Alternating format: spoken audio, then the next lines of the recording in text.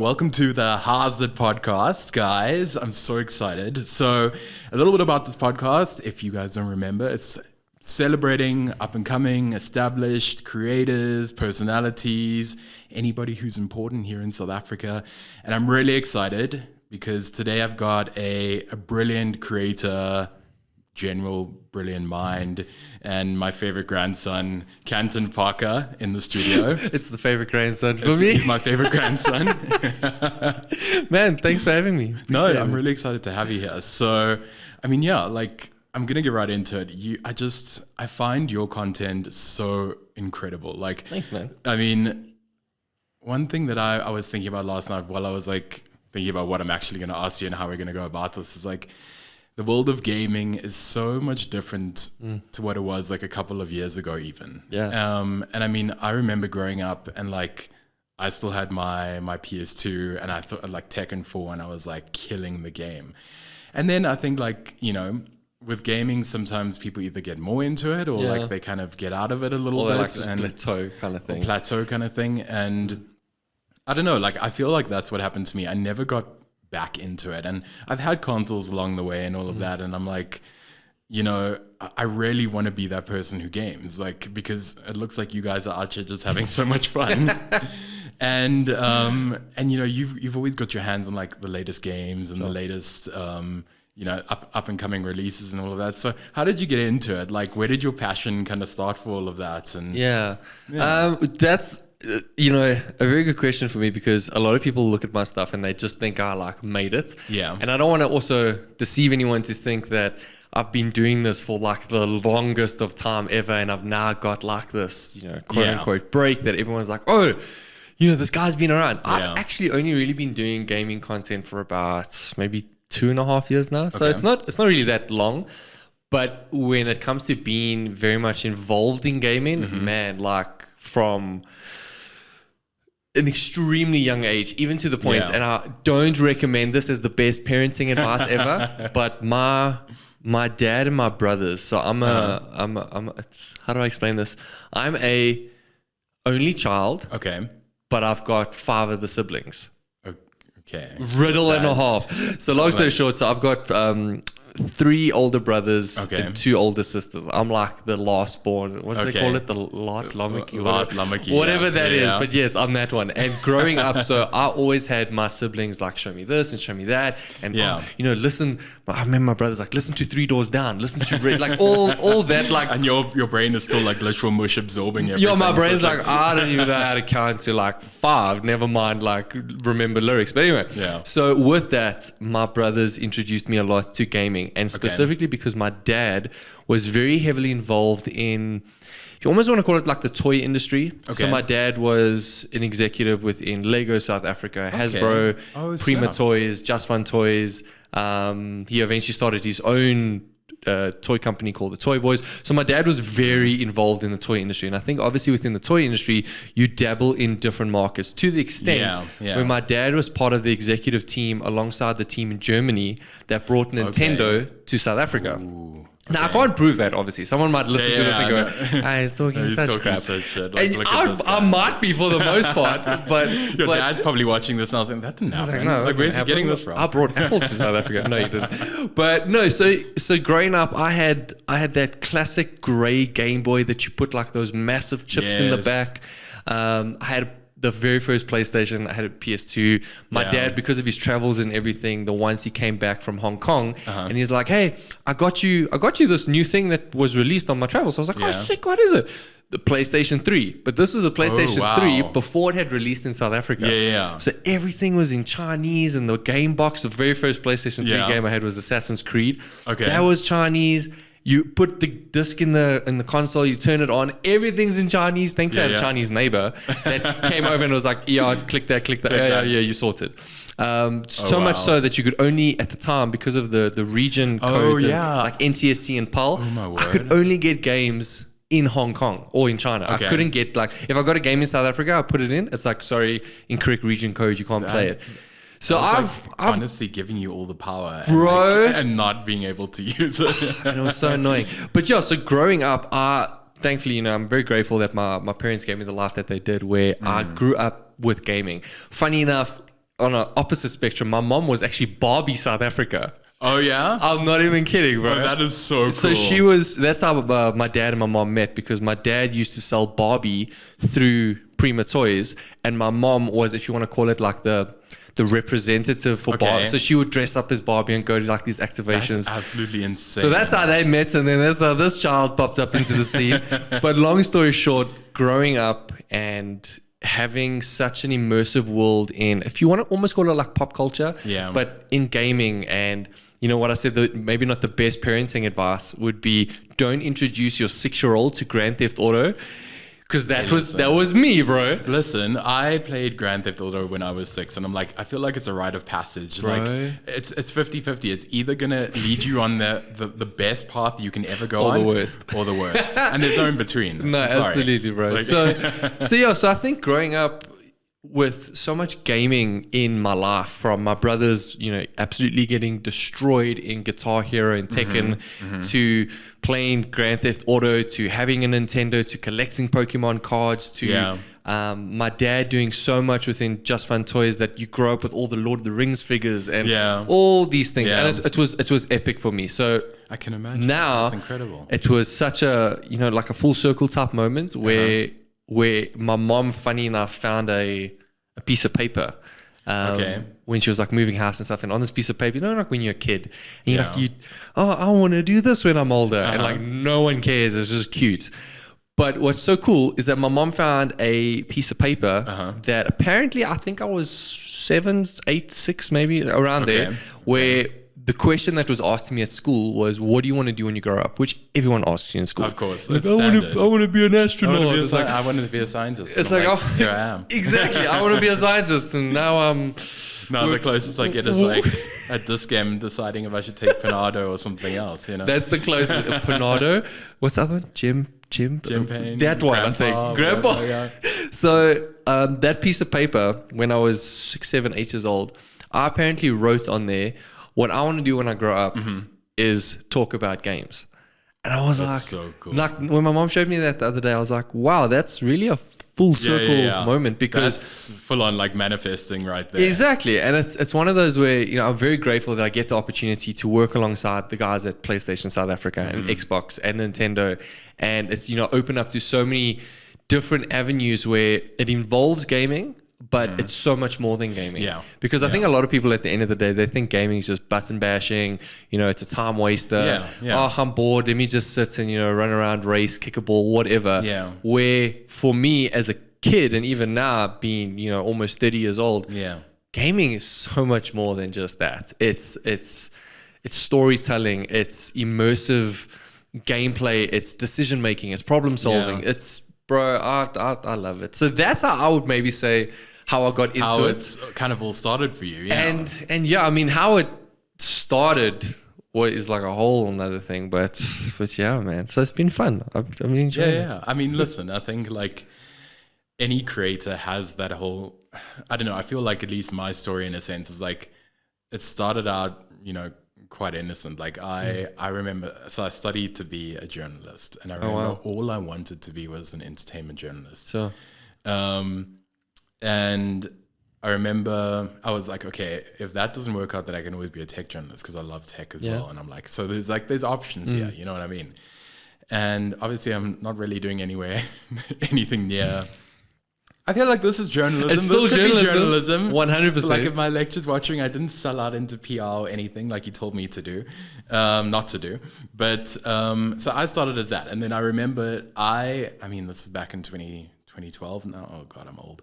But I'm like old. Disintegrating at this point. And so I remember like I reached out to any and every single like magazine, like saying, hey, like, I'm starting university next year. I'm doing a journalism degree. I want this so bad, like to just intern, like don't pay me. And I mean, like not everybody has that opportunity. So I was very lucky, you know, to say like, you know, you don't have to pay me. I just want experience. Cause I'm like, there's the classic thing of when you're that age and you start a job, it's like, well, you need this much experience to like get this job. But like, I've just started. So and no one wants to hire you because you don't have the experience, like problem. So I was like, a lot more proactive and full of energy then than I probably am now. But I was like, okay, this is what I want to do. And I like just got rejections like flat out everywhere. And there was a brief moment like where I did actually intern in Media 24 at a magazine. I don't know. If you were a gamer boy, you would never have known this. So like, do you remember Heat magazine? I do. Yeah. The gossip kind of magazine. Yeah, whatever. my mother was all over that magazine. listen. I think she always wanted to know what was happening, when it was happening, with who it was happening with. And I feel like your mom is like that girl. Honestly. Like, yeah. Miss Barbie, like. Miss Barbie, you're that girl. And so I did. I interned there, like, briefly, and that was really cool. Like, that gave me what I needed to say, okay, this is like, number one, can I do this? Number two, like, is this something that I want to do? And so after that, I was like, okay, I'm still in first year now. Like, the internship wasn't very long, and also it was like quite far away from where I was studying.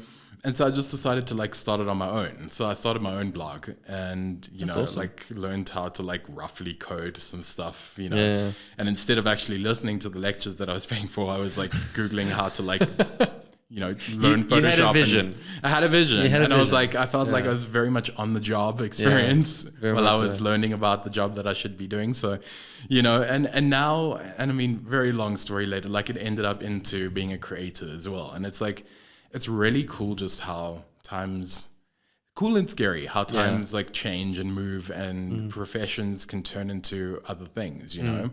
And I think like that's how I feel a little bit about like gaming and sometimes watching your content and all of that, because a game isn't just a game anymore. Like a game can become a movie. It spins out into like collectible things. Like now with like the whole like age of streaming.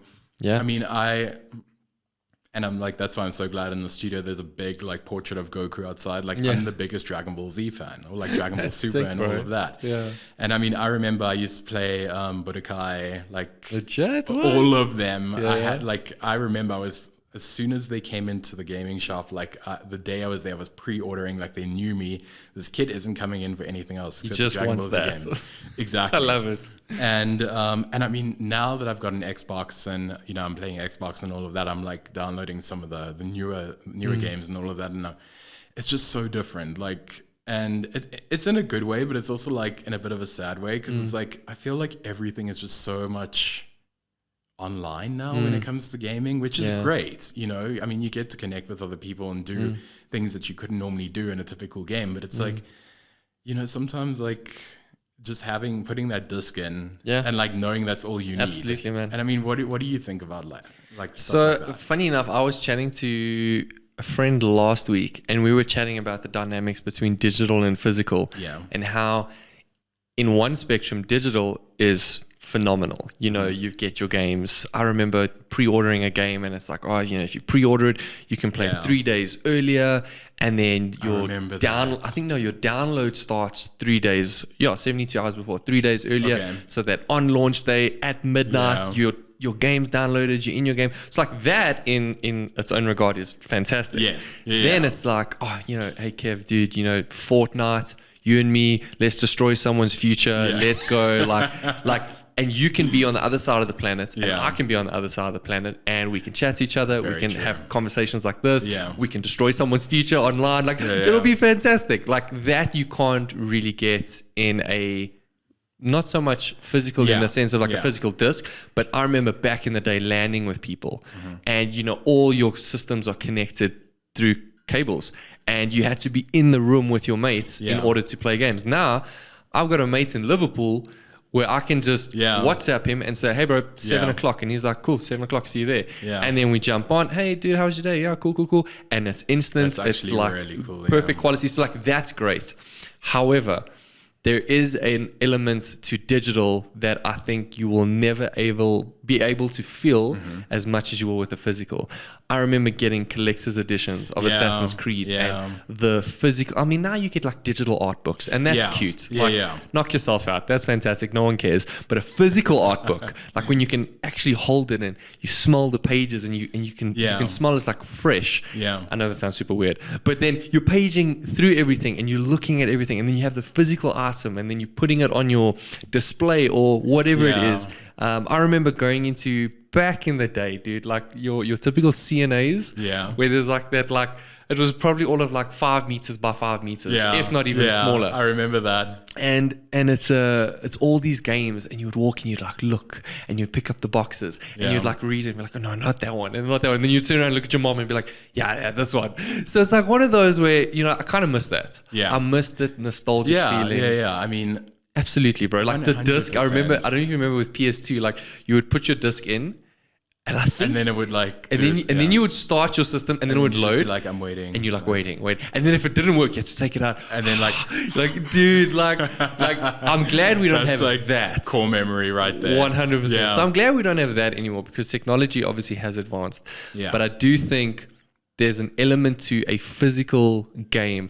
Funny fact, actually, if you buy a digital game, you've spent, you know, most games right now go for like R1,000 plus, right? So let's say you spent R1,500 on a game, collector's edition, what, got everything. You got all your bells and whistles. That's awesome. If that publisher or developer, but more publisher, if that publisher decides, listen, we're going to pull the game off, you've bought it, but you still don't own it. So if that game gets pulled off, you can't play it. If you have a physical, to me, that's terrifying. It's horrible. But if you have a physical disc, you can always play it. Provided it's not an online game, obviously. But you can always play that game. Now, obviously, yes, sure, that's an incentive. But you need to figure out on what end of the spectrum you're willing to. I'm not going to say that's ever going to happen. I hope it never does. But there is an element of, you need to figure out, like, are you going to be that type of collector, if you want to call it, where you look at all your games, and it's like, you just look, and it's like, it's part of your backdrop, whatever it is. Or you're a digital collector, and then it's you investing into external storage space, and you have a huge collection, and you can just chop and change into, like I do that. I've got a digital console, and I just go, oh, this game, no, let me jump into this game, oh, let me jump into this game. Where back in the day, let me take a disc, take the disc out, make sure I'm putting it back in, otherwise it gets scratched. I mean, I'm the same. So like, you know, I'm not even on your level, but like, I find that so convenient as well, because like, once again, like, don't always know what I'm doing here, but I got the backup that they suggested that I get, and I plugged it into the Xbox, and I'm like, this is so cool now that I've got this whole library that I can just go in and out of everything. And you got this huge collection. But you're right. You're definitely right in saying, because like, I look back on those days and I'm like, it's a different kind of excitement waiting for something to come out like digitally than it is like in real life. And you're like, you know, I don't know. And school is finished, like you get your mother to take you there, and it's like the game is finally out, or like you've pre-ordered it, and it's like I always thought like, and this goes to show like how my dad thought as well. He's like, he thought like pre-order wasn't real. Like he thought like you need to see the thing. You need the thing to buy the thing. You know what I mean? Like he needs to see it in order to be able to give money for it. And I'm like, no, like pre-order it's like a very means tangible like you're saving like your spot to get the game. And it never hit him. And I'm like, Dad. I remember physically queuing at 6:30 in the morning for, it was one of the FIFAs. Okay. I mean, now they're all practically the same. But soccer, right? It's football, Kevin. Football. But anyway, so I'm queuing up, and I remember 6:30 in the morning. I don't even wake up that time for school at the time.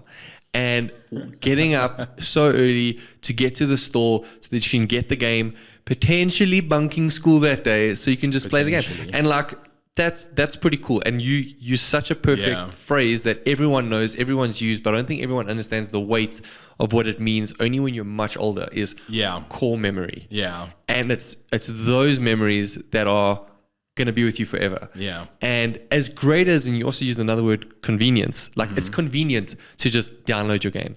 It's convenient to have a wide collection of games that are just on a little hard drive that you can plug in and then just do your thing. It's very convenient to do that. And I think it's absolutely fantastic. But as much as it's convenient to do that, you lose this element of weight. Not that this is not weighty, but this is weightier. And that's one of those. No, and that's like the perfect way to describe it as well. Like that's the way that I've been thinking about it, you know, as you know, as somebody who used to like really look forward to that kind of stuff. And absolutely. I mean, and that's, I mean, I feel like probably then you and me in a sense were like the original iPad kids. You know what I mean? It's like Dude, glued to 100%. and you know, actually, I mean, a little bit off topic, but like I read something, I think it was a meme or some kind of video the other day, but like in a way, I love now that consoles are so portable, or like, you know, you've got all your Nintendos, like the Switch and all of that, which I also have a Switch and I'm now trying to get into it. But like, and I mean, my very first Nintendo was also the Game Boy Advance SP, and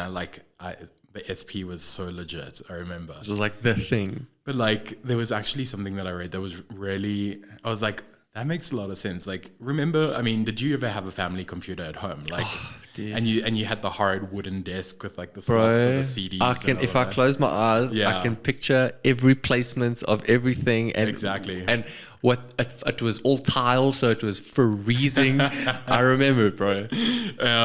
And so somebody was like, I kind of miss the days when the internet was like set to one spot. Sure. You know what I mean?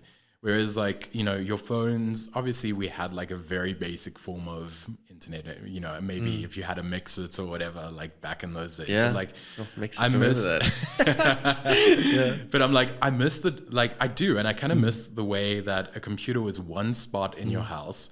And, you know, you obviously had like a dial-up, or you had like an ADSL or whatever. But it was there. Like, it was there. And like, once you walk away from that spot, you're technically disconnected. You know what I mean? And I thought that was like really insightful for me, especially because I'm like, now with like the work that we do, like whether you're a creator or pretty much anything else in the world, like your phone is always like on you. It's, you know, you're always connected even when you don't want to be. Like, you've got a laptop, Wi-Fi surrounds your house, like all this stuff. And I don't hate it. Like, I love the convenience. I love being able to like connect my TV up to Netflix and I don't know, whatever. Absolutely, but it's like, that's also another core memory moment for me where I'm like, the tiles were cold. I'm 100% getting pneumonia, but like, I've got to like, you know, mean, you know, can't use the landline because you're using the internet kind of thing. And I think about that a lot. Like, it's crazy. So did you have unlocked a wonder of memories for me right now? But you're 100% correct. And it's a bit strong of a word choice for me to use, but where we find ourselves as a connected technological society, if I can call us that, it's both, and this is where the strong wording comes in, it's both a blessing and a curse. 100. The blessing is, as I said, like, you know, you can be on the other side of the planet and I can literally FaceTime you. Yeah. And I'm not connected to anything, and it's instant, and the quality is good, and like, that's amazing. You're very connected. Yeah. And I'm not too sure who phrased this, but it's one of those good old fashioned, you know, in a society that has never been more connected than ever before. We're equally more disconnected than ever before. And what's so funny is that if I had to ask you right now, cool, you know, whip out your phone, show me your contact list. Just your mobile contact list. Yeah. You will have a lot of people And on I there. do. If I say, cool, you know, show me your WhatsApp, show me how many chats you currently got going on, you'll probably have a fair amount. Go into your Instagram, show me your DM, show me your followers. I think, and this is, it's very opinionated, but we're very, very connected. Yeah. And it almost begs the argument, are we too connected? Because I don't think we're designed to have so many connections. And could it be then we are suffering anxiety like never before? We're going through depression like never before. I mean, comparison is absolutely through the roof. I heard literally yesterday, someone was telling me that there's this person who has 4 children, which, by the way, if you have 4 children, calm down. Yeah, okay? I think they should get on their phone more, actually. Get on your phone more, please. Like something. But they're wanting to have a 5th child. And like, you would think like, sure, okay, that's hectic. But you want to know the motive for that. Oh, it's because their friend just had their 5th child. And it's like, so you want to have another child, your 5th child, because your friend had their 5th. That is comparison 101. And that's just looking at children. But could it be that it's not so much when they're in a family gathering or a friend gathering that they go, oh, you know, you have 5 kids, I have 4 kids. I mean, calm down. You have kids, relax. But could it be that they're looking at the family vacations on Instagram? Could it be that they're looking at like, oh, you know, look at their life because they have 5 kids. Now, that's one very simple example. But look at the person who hardly ever has friends.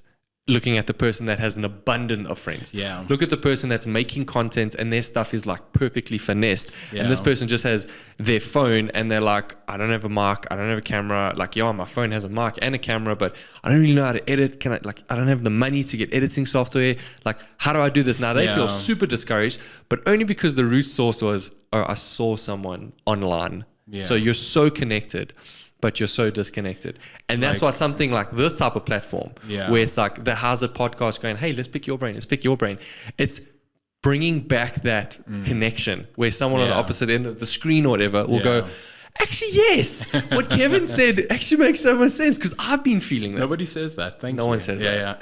Yeah. That feels I'm good. saying it. That feels so good for me. That's validating. But I get that completely. And like, being in the creator space as well is so weird for me because I remember like 5 years ago compared to now, what I wanted are two very different things. And I'm like, that's great that I've grown, but it's also like a bit scary because it's like, I look back to the days when, you know, I think content creation was a thing, but it wasn't really as much of a defined kind of job as it is now. It's like back then you were just like, it was more like cool to it was just cool to be cool on social media. You know what I mean? Before like real brand deals and stuff like that. And so I look at it, that's all I aspired to be like. I wanted to be cool. I wanted to be like that fashionable dude on Instagram who was like out and, you know, at different places and with, you know, other cool people and whatever. And so, you know, majority I was that, probably not the cool part or the fashionable part, but like I used to go to events for days. Like I used to go out. I remember I was like 4 nights a week, like there was a different event every night, and then you still like some nights there were 2 at the same time, and and I look back at those times and the people I was with, and it was actually a lot of fun because you were like fighting for your life to like go to another event just for the sake of being cool. And I'm like, that's a great experience. Like I wouldn't throw that away for the world, but it's like, you know, now when I'm surrounded by some, not all, before anybody comes for me, like creators, like, you know, there's been times as well where I've just wanted to go and see somebody for the sake of seeing them. Like, let's go for a coffee and like catch up on life. And like, you know, we can talk a little bit about work, but that's cool. And then it's like, okay, guys, get ready with me to go see Kevin. And like, we're going to this coffee shop, and it's like, it becomes this whole experience. And I'm like, I don't like, it's not cringe. It's just like, I now, once again, like you've just come across, is like in a world where everybody's so connected, I've never felt this disconnected in my life. And it's scary. Like it really is scary because I'm trying to like make more, you know, genuine connections, especially this year, like, you know, as we go along. And it's like, I feel like now I probably shouldn't be making friends, like in a sense, with some people in my industry, because it's like, it's not going to be a genuine friendship. It's always going to be... There's something to get out of it. It's a good old-fashioned phrase that I think there's no such thing as a free lunch. Yes. Which is almost like, oh, there's a motive out of that. If you can find people that...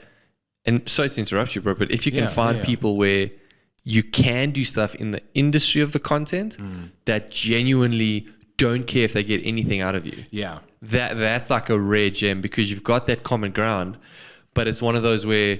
Oh, if I get something from you, great. If I don't, great. But hey, can I get you a cappuccino? Yeah, like that's kind of what you want. Exactly, yeah. And I mean, I know at the end of the day, like, you know,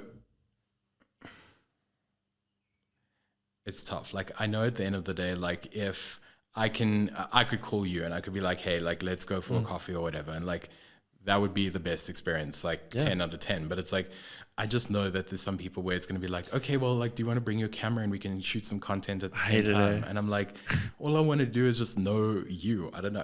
Can I just have a friend that will both listen, support, encourage, and for the most part, direct? Because friends, I think... Not the camera. Yeah, exactly. I love that. Because your friends in your life, at the end of the day, are forever going to shape you.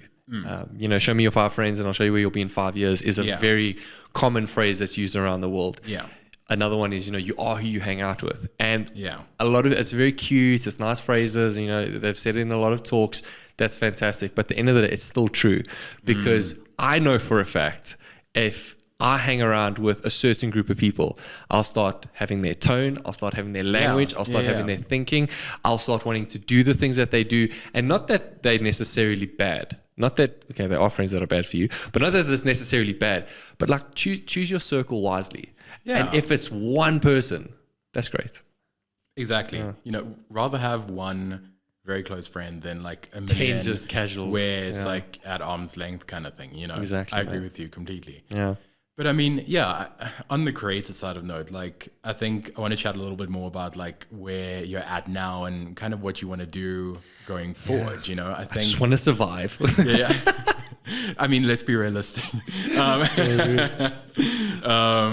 So yeah, I mean, obviously it's just, you know, the creator economy right now. It's big. It's like, I don't think it's ever been bigger. If anything, it's I think on a daily basis, it's more, it's bigger. It's more people, more content. Yeah. Posting daily, posting twice daily, posting 5 times daily. It's like, I mean, this is it, you know, and it's like, there's a part of me that, I mean, I still have like my full-time job, which I love, but it's like, there's also a part of me, like, I look at the South African economy versus like the anywhere else in the world economy. And I'm like, if I was anywhere else in the world, I'm pretty sure I'd be like killing it. Like Mr. Beast is shaking, you know what I mean? Absolutely. I don't think he is, he's fine. But like, I'm sure I could like, how do I pay for my rent?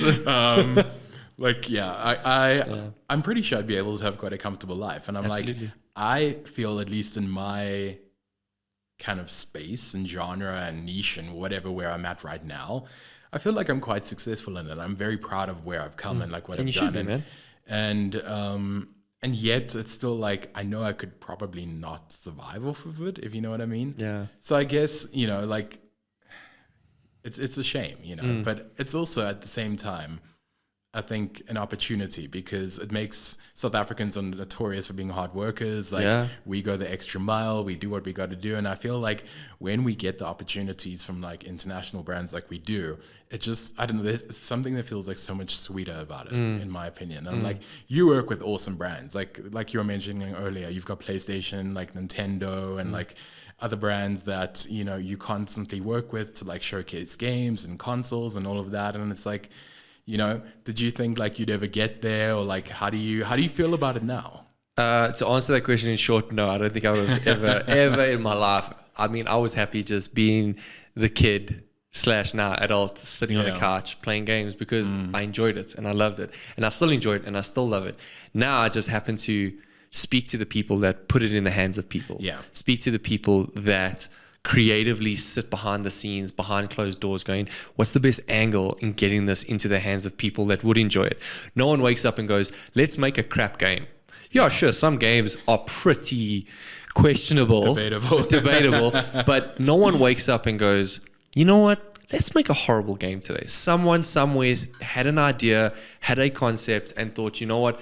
I really think this is going to sell. And they had to work on their proposals and their pitches and go to investors. So there's a lot of heart behind gaming. And at least for me, I always dub myself as a storyteller because gaming ultimately is storytelling. You're immersed in an entire story. There's a narrative. There's a plot. There's an angle. The cool thing is, opposite to a movie you're just experiencing.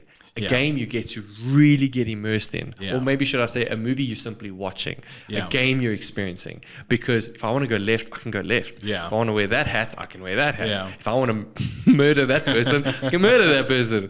GTA, I want to drive over. Anyway. So, good times. You know, to answer your question in a both broad and narrow sense and to not give too much, but to narrow it down so that it's like palatable is... What I'm most looking forward to, and it's both a double whammy, is, and I'm going to touch on it a little bit when you said, you know, you have a full-time job and, you know, you make content. How do you get into that, like, you know, South African economy? So I'm going to get to that, but just seeing people experience what makes them smile. And that sounds so cliche. It sounds so cheesy, like, oh, it makes me smile. But at the end of the day, that's the most powerful thing. Exactly. You need to be found in a position in life that actually, I don't necessarily want to use the word happy because happy is happenings. So it's very momentary stuff. But find something that just brings you joy, man. And you know, I love walking with my wife and my dog. That brings me joy. But my wife knows if you have to sit her down and say, hey, what does Canton love? She'll without a second of a doubt go, he just wants to sit down and play games. That's all I want to do. Not because I'm trying to escape anything, which gaming on the opposite side can do. Yeah. But that's not the motive. And nor should I say that should be the motive.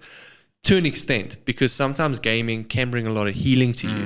I mean, I dare you to play the Last of Us game before you've even watched the series. Yeah. I dare you to play a Final Fantasy. I dare you to play a God of War. Like, you will, yes, button smash and rip off people's heads, and yes, it's great. It's a lot of fun. But what you learn from it, I mean, I'll give you a great example. Hogwarts Legacy. Yeah. Harry I just Potter. started playing that. Yeah. Like, Hogwarts Legacy, bruh, is the game. If you're a Harry Potter fan and grew up a Harry Potter fan, you want to play that game. But pay attention when you play the game, because there's these small nuances in the game. Like these small little nuggets of, like, call them wisdom, call them inspiration, where you listen to it and you go, I don't think of that before. And you might go, oh, wow, that's so cool. Like, I love that. Love that for you guys, Warner Brothers. Like, well done. But the cool thing about that is someone knew that if they put that in, it would help someone in the way they think. Yeah. So now gaming all of a sudden has a platform to inspire, to motivate, Very to true. teach. Yeah. So gaming is not just your run around, smash buttons. You can literally shape and mold an individual. Yeah. Very dangerous platform to do that, but a pivotal platform to do that. Yeah. And that's why I think it's so important that both gaming publishers, developers come up with a way to tap into an audience that genuinely needs something, whether it be encouragement, maybe you have no friends and gaming's your go-to. Yeah. But then at the same time, if you are a gamer, like I've had so many people DM me before and go, you know, how do I get into gaming content creation? And that's the funniest thing ever. My question is always, do you game? And they're like, yeah, of course I game. I'm like, well, there we go.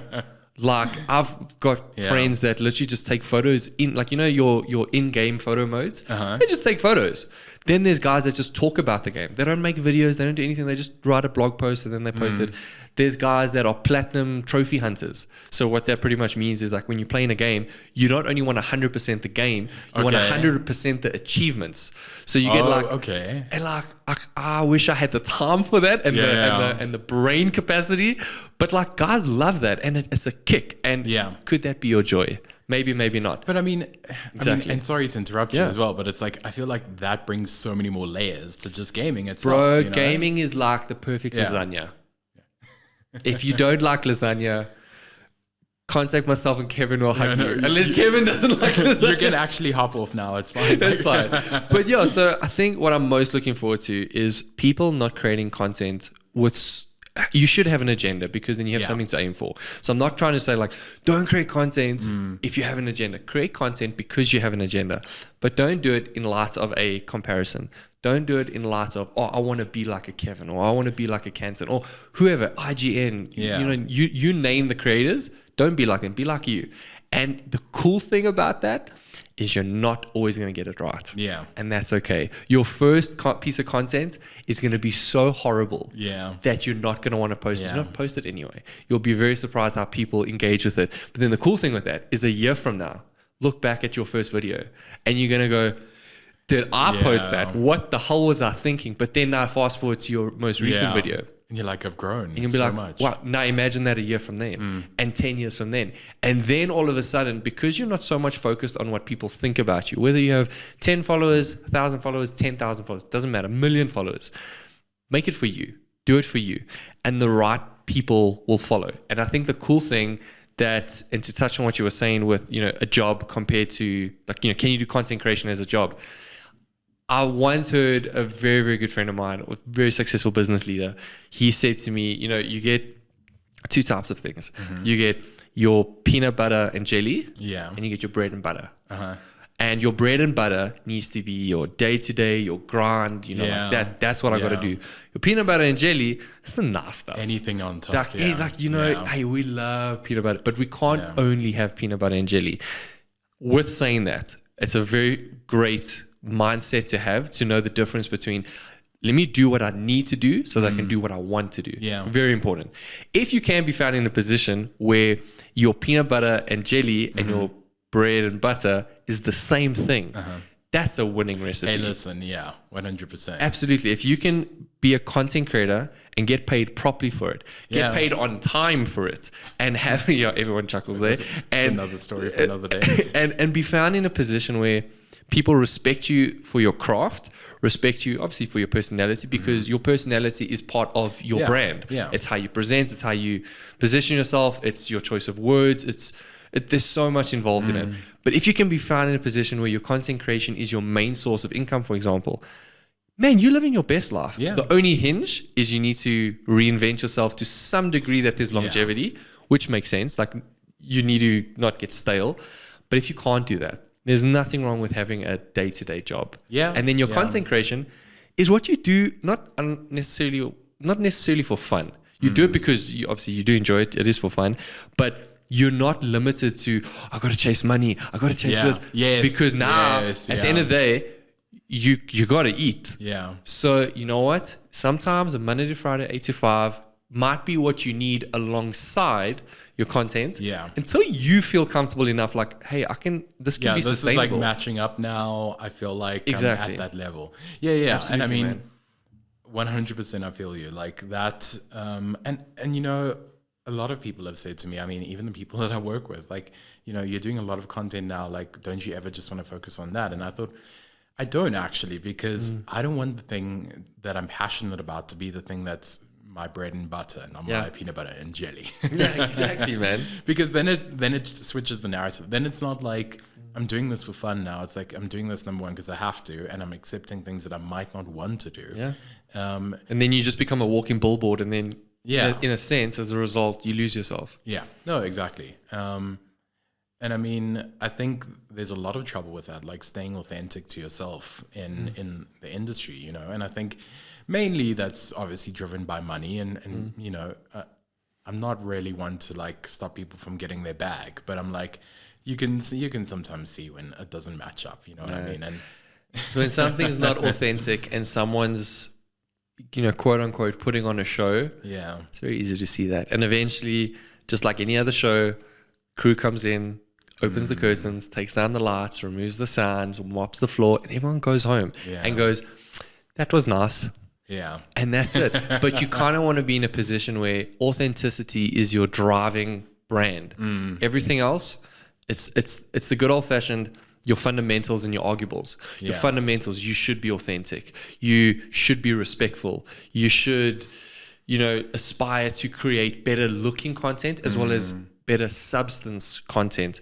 But then your arguables, oh, do I need this or do I need that lighting, or should I do it like this? Like, you figure that out. Do whatever works for you. But hey, here, like, these are like, most people just want content, real raw content. Let that be your fundamental. These days, like, that's the thing. Exactly. Like, nobody wants like curated anymore. No. You know what I mean? And I mean, to jump like a little bit back as well, like on the people asking for advice around content as well, and like how to start it and how to get into it. Like, I get a ton of different DMs, and I'm sure, like, you know, you do too. And I look at these sometimes, and I'm like, how do I respond to these with like genuine, you know, good advice, but at the same time, like, say, like, you know, this message isn't going to fix it either. Like, it's not going to like catapult you into like, this isn't Herbalife. I can't promise you like I can't promise you like an instant success overnight, or crypto, you know what I mean? No, exactly. There's no pyramid scheme here. Yeah. Because like I feel like this has been a job. Like, I've been doing it now for about 8 or 9 years, and it's like I've only gotten better as time has gone on because I've learned new things. I've done like You've experimented as well. I've done like little mini courses. I've watched like YouTube video after YouTube video. I've like learned from other creators, and you know, that all comes together as if you were almost in an office. You know what I mean? And you were doing like your lean little, over to your colleague. Hey, can I just ask you about this? Absolutely. I feel like it's almost the same thing, just a lot more, I don't know, colorful and fun and all of that. And so, you know, when I try and, you know, give that advice to people, it's like, it's not what they want to hear. You know, they want the now. They want a quick, yeah. It's a very microwave generation where it's like, just, you know, just no, screw your ingredients and your recipe.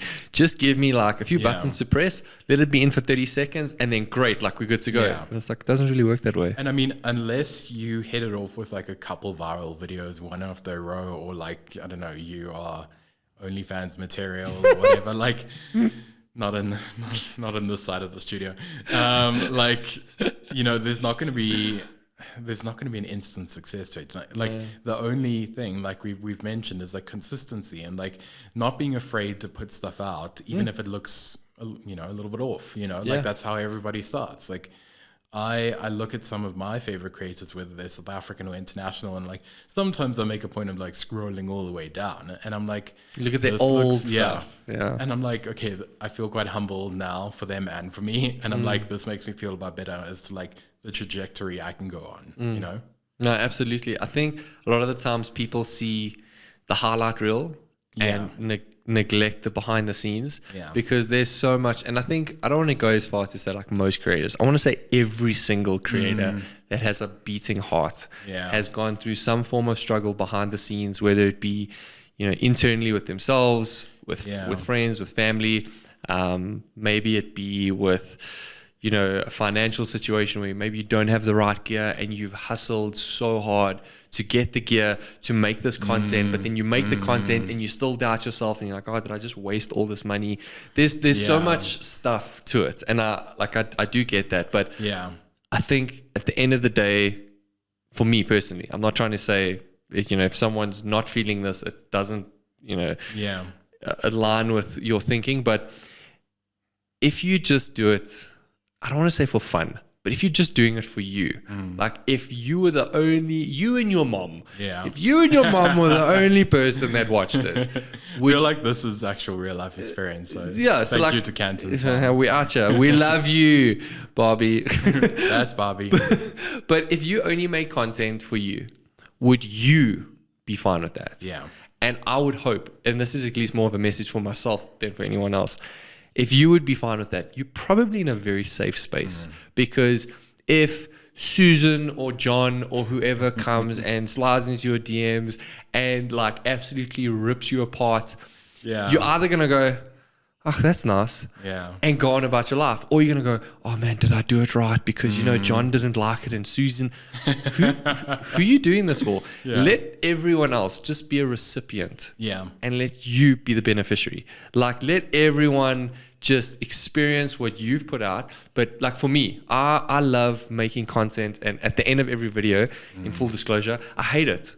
I hate it so much, bro, because coming from a production background, I look at the composition, I look at how it needs to sound. I'll touch on that now, but how it sounds, I need to, I look at the thumbnail. Is the thumbnail right? How my facial expression, there's the one thing there that I didn't really notice, and it's in, now I'm editing it, it's just got to stay there. And like I get annoyed with myself because if I was doing this, let's say for a client, I wouldn't want it to look like that for the client. Not for the client, but because it's my work, because I have a certain standard. Yeah, you've got your own standards, And not a standard for everyone else, but just for me.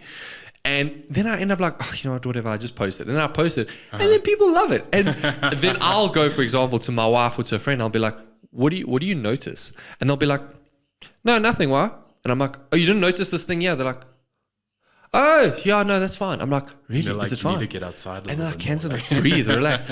And like, for me, I think I don't try to take criticism too much. Criticism is a good thing because someone's watching it with a different angle, and don't reject their angle just yet. Kind of take into consideration, like, I'll give you a great example. I did a few game reviews, and like, there's been one or two times someone's commented going, this is a review.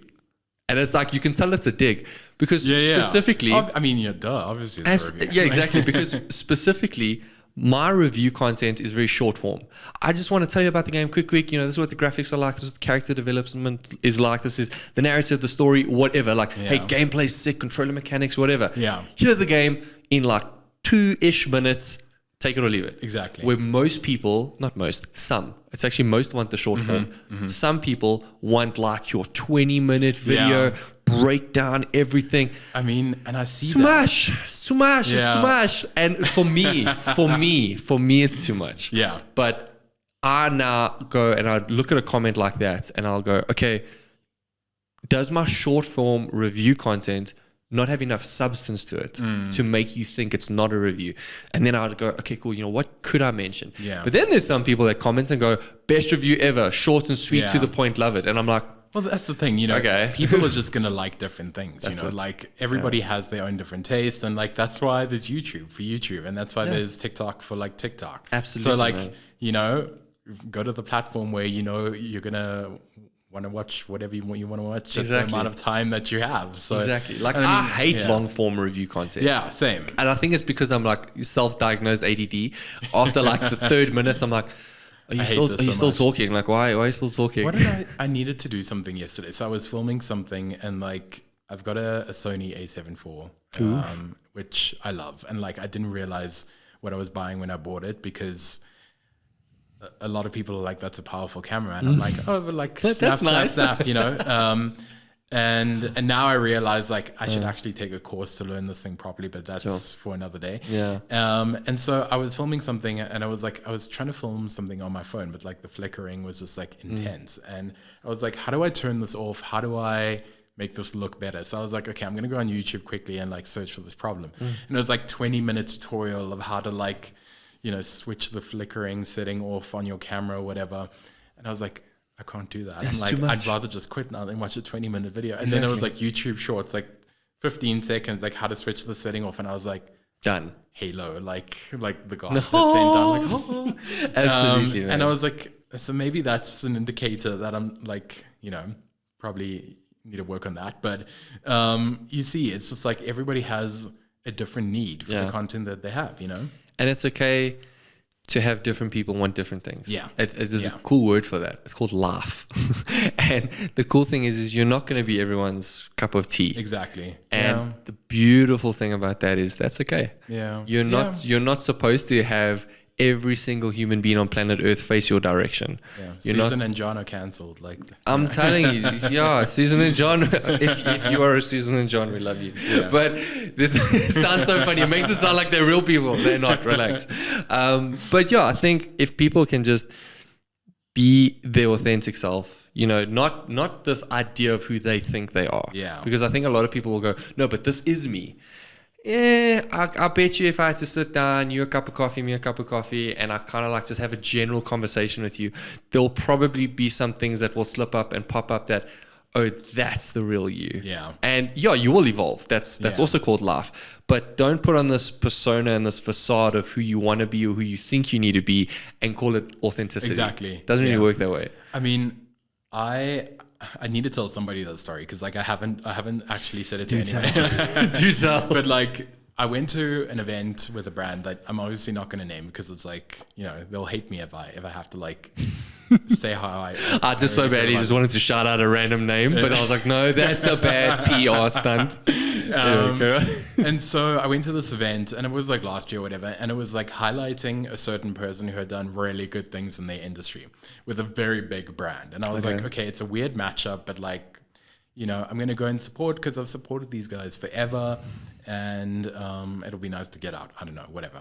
So went out. Anyways, like this person who was obviously a significant public figure, I just hadn't heard of them, and who had achieved really good things. Like had like come in an hour late. They had then come on like an hour late, like stage, and they were like not really talking with this guy in front of a whole room full of people, like with the presenter. And I was like, wasn't really talking with them. He eventually like got up and walked around on the stage while the dude was like still talking to him, and he's like chilling on the couch. Eventually he lays on the couch. And then after the event, well, it wasn't done. It was like halfway, like kind of pause moment where we're like, we'll get back into it, go grab some snacks and drinks and whatever. I went up to the organizers and I was like, is this a joke? And I was like, I said, I'm not saying that to be mean. I'm like, is this a real person? Because obviously I didn't know who they are. And this is maybe me being completely stupid, probably that. But I'm like, is this real? Is this happening? And they were like, yeah, like, and they pulled out their phone and they showed me like their whole like Wikipedia page. This was a real person who was acting in like the most, I don't know, I'm not going to say disgusting way, but like, I don't know if he was nervous or if he wanted to show off in some way, but I was like, this to me, like I left halfway through because I was like, there's no point in me staying here. And I'm like, all these people are here to now celebrate this very real, which I came to learn, real person who's done really good things, who's obviously really talented. But I'm like, what's going on here? You know what I mean? And I was Feels like, very like yeah, disconnected in the whole framework Yeah. of everything. Yeah. and I was just really like shocked, where I don't know how everybody else felt, because I didn't really like, once again, speak to anybody about it, but I was like, for me, that was like the craziest experience. Like, even if you are like 100% famous with like millions of followers, like, how do you act like that in front of people? And this big brand is giving you this huge opportunity. You know what I mean? So for me, like, I completely agree with you, bro. It's a very strong opinion of mine, but I just don't have time or the time of day for people that are just so full of themselves. Yeah. Like I can't, because at the end of the day, close the doors where it's just you. How are you feeling? Yeah. Quote unquote, if you had to tear How's it back, going? if you had to tear back some layers, how's your soul doing? Like, are you okay? Yeah. How's the friends? How's the family? Like get to like the root of the issue, because again, as I mentioned, people put on like this facade, like you just pointed out perfectly there. And it doesn't hurt or cost a single thing to just be yourself. Exactly. And that's why people will love you even more. You know what I mean? But here we are. Here we are, here man. we are. Loving the Haaizit podcast. So I guess like wrapping it up, I still want to ask the question, like, you're already doing amazing things, and like, thanks, man. What I was going to say earlier as well is like with your content, like I think I followed you first like for the production of your content, and then I was like, oh, this is actually a cool guy. Thanks, man. Appreciate it. Yeah. But like the quality is just insane, and you know what you're doing. Like, and I think, obviously don't be too like self-critical of yourself because you're killing it. But like, what do you see yourself like trying to achieve like this year? And I know this is like probably the most like, like, what do you want to do? It's what like do you every want? Like, 18-year-old. this is like where that like gym inspiring music needs to come on the background. What do you want to do to push the limits, to be that man? Like, push harder. What do you see yourself doing? I was thinking of the movie, The Notebook. I watched it with my wife, and it's when Ryan Gosling, I don't know the other chick's name. I think it's Rachel Adams. Oh, If that's not your name, very sorry. But anyway, when he looks at it and goes, "What do you want?" And it's What like every do you 18-year-old where it's like, "What do you want to do after school?" And we're like, "I don't know what I want to do. I want to be a part-time CEO and get like 300 days leave." I still want to do that, actually. Me too. So I mean, like, do you have any like aspirations for the year or anything like that? Because I mean, you've been doing really cool stuff, like especially Comic-Con. Like, I saw you out and about there. I mean, I don't think I actually saw you in real life. We were like passing ships. We messaged each other, and I was like, "Bro, 2 or 3 days in a row for a 3-day convention." And I messaged. I was like, "Bro, I need to see you. Like, I just want to give you a high five or something." You're like, "Done." And at the end of it, it's like, "Oh, I didn't see Kevin. That sucks." Yeah. No. And we did that, like we were passing ships. But anyways, you're doing cool stuff like that now, which is another example of how like, just like gaming and that kind of content can move out into different spaces. So it's like, what do you see yourself doing anything different this year? Or are you just like happy to be on the track that you're on and push forward? And like, cause you're quite lucky that a lot of things get to come to you in terms of releases and like new content. So grateful for that. Or do you want to like, move out a little bit more and do other things? Yeah. Well, by trade, I'm a designer, photographer, videographer. Like that's kind of, if you want to say cinematographer as well, but that's kind of like what I'm packaged as for everyday clients. And that's the bread and butter, which is great. The peanut butter and jelly for me is doing stuff like this. It's the Comic-Con, it's PlayStation, Xbox, Nintendo, stuff with Asus. Like there's so much in the gaming realm / pop culture realm / entertainment realm that I absolutely love. Like any and every opportunity I can do something, like I will. If it's brands that want to tap into the gaming sphere, like there's some, funny enough, recently getting emails going, "Hey, we want to do this, but we want to do it in a gaming context." And I'm like, okay, hey, listen, I don't have all the right answers for you, but what I can guarantee from a value perspective, I can offer you high quality videography, photography, sound, and then I can package it in such a way that will add value. But like, hey, I'm not going to put on a facade and just be someone you want me to be because you kind of like this cookie cut model. Like, hey, this is kind of who I am. This is what I do. If that fits in and if that adds value to you, man, I'd love to do it. Even to the extent, and it's to my detriment, sometimes I just like doing it for free. And I know it sounds so bad, but that's my peanut butter and jelly. Yeah. I don't mind the bread and the butter and waking up at stupid o'clock and going to bed at stupid o'clock, getting the work done for people.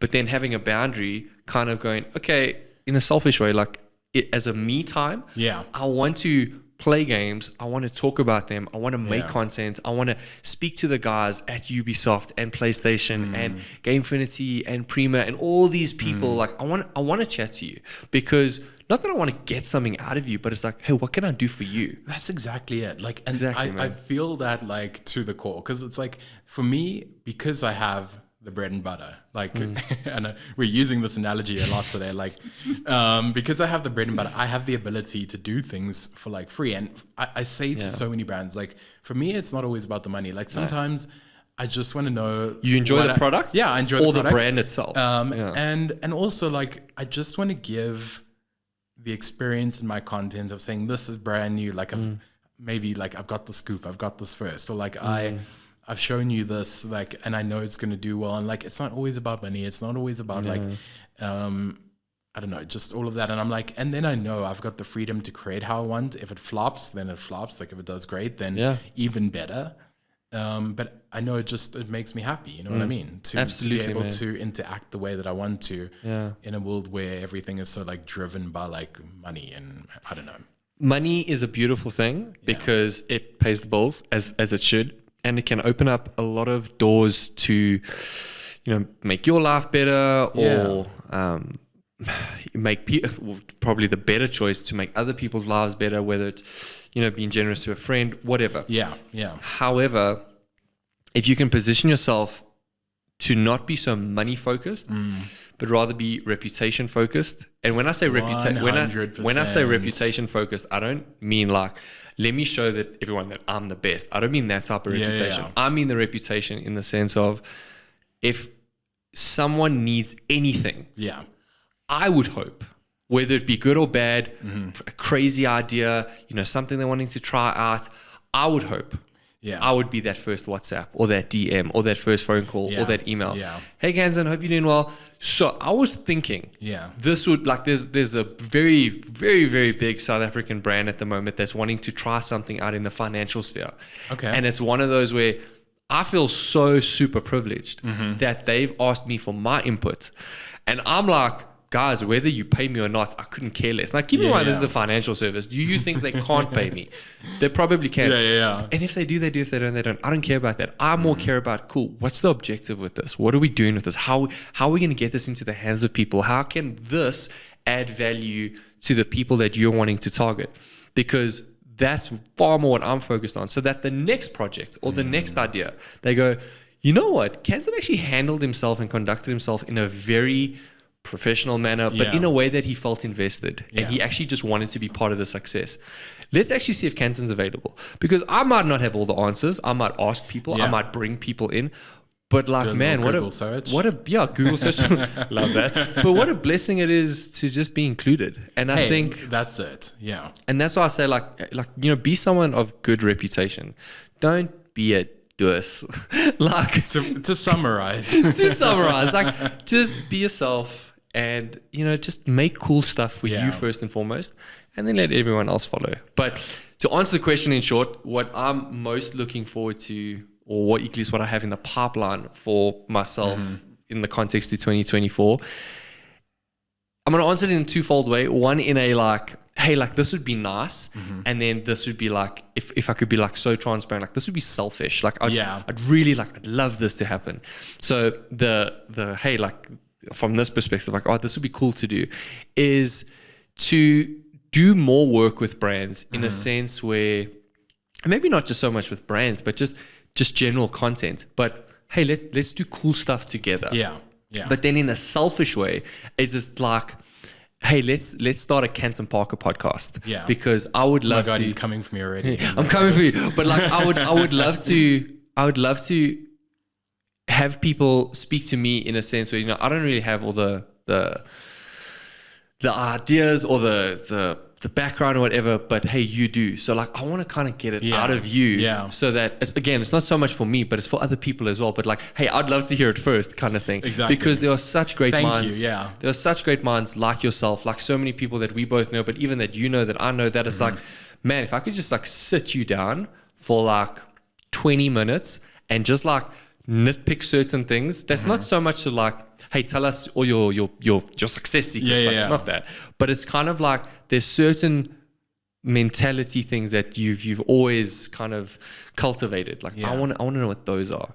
But then I think as a culmination of the two, it's just to make cool stuff, eh? Yeah. The bread and butter, that's cool. I'm going to keep doing that. I love that. I do actually love my job. I love what I do for people. Yeah, same here. I think it's great. I don't think I'd ever give it up to an extent. Yeah. Like if either way, like you'll still be doing it in some shape. 100%. But I really, really, really enjoy what I do. I don't think I'd ever give that up. But do I really, really enjoy content? Yeah, I do. Like I think I will always be found in a position that's gonna make something somehow, somewhere. Yeah. Primarily through gaming, which obviously I love that. I've always loved that. I think I always will love that. Yeah. But there's always room for other stuff in an authentic framework. Like you're not gonna find me. I'm trying to be very careful with the example I use, but you're not going to find me doing something that's not going to be true to who I am. Exactly. Which as a result won't be true to what you're trying to build. Yeah. So and what people see as well. And what people see, because people can recognize. Hey, listen, they know. I know, with all of this, like they know, like what they're seeing. But absolutely, man. On that note. Right. I just wanted to say, Canton Parker, my favorite grandson. Thank you so much. We need to give people context to that. So when the episode started, you're like, my favorite grandson. He was like, what is Kevin? Like, wait, what? So give everybody context. Yeah, we better give the context. And also, I don't know if you understand the whole context. No, I don't. Okay, so, I just thought you sent it to me by mistake. No, I use that on the daily, bro. So there's this. Okay, let me give the backstory. Is that your real grandmother in the? Yes and no. So it's my wife's grand. Okay. But she's like a firecracker. Like never upset her in traffic ever. Okay. She drives a BM. Love her already. You love her already. Yeah. So, but she's lovely. She's a phenomenal cook. She's got a big heart. She loves family. Okay. And that's a lot of my wife's upbringing. Like they're a very tight-knit family. So obviously, marrying into that, I'm just, the benefactor of everything. Yeah. But so it's my wife and it's her sister, which are the grandkids. But then there's another little girl, which is also a grandkid. And then there's a stepson, which is like the grandson, but obviously it's like not. But now me, just marrying into the family, I'm like, I'm the favorite, and I like always like rub it Did you give yourself that title? 100% gave myself that title, bro. Absolutely. So there was this whole thing like when there's family dinners or Christmas lunches or whatever. Yeah. I'm always like, Gran, I'm the favorite. I am your favorite. And she's like, yeah, you're my favorite eldest. I'm like, no. I'm your favorite, full stop. Like not even grandson, grandchild. Yeah. She's like, so now it's like this thing. So she even made me, she does like embroidery stuff. So she made me a t-shirt that says favorite eldest grandson. But what's so funny about it is it's skew. So it's like me with my like OCD brain. I'm like, no, hang on a minute. Yeah. So the ones, there was like this chat in the family group and everyone was like back and forth. But it was like quite serious. Not like serious, but like serious enough like not to be like funny. Yeah. Now my personality, I'm going to make everything. I'm going to make everything funny. So she was next to me and everyone's like messaging on this group. So I took my phone. I was like, Gran, I just need to take a photo of you quickly. She's like, why? She's like, no, I don't want a photo. I'm like, I'm taking a photo of you right now. She's like, no. So she had like this like shocked face, like, why are you taking a photo? And I'm here with this big grin, take a photo. And she's like, what are you going to do with it? I'm like, nothing, don't worry. So I take it and I make the sticker, favorite grandchild alert. So that whenever anyone's messaging in this family group, like, yo, what, I'm just like, hey, just reminding you, I'm still the favorite grandchild. Like, that's alert. Like, hey, warning. Yeah.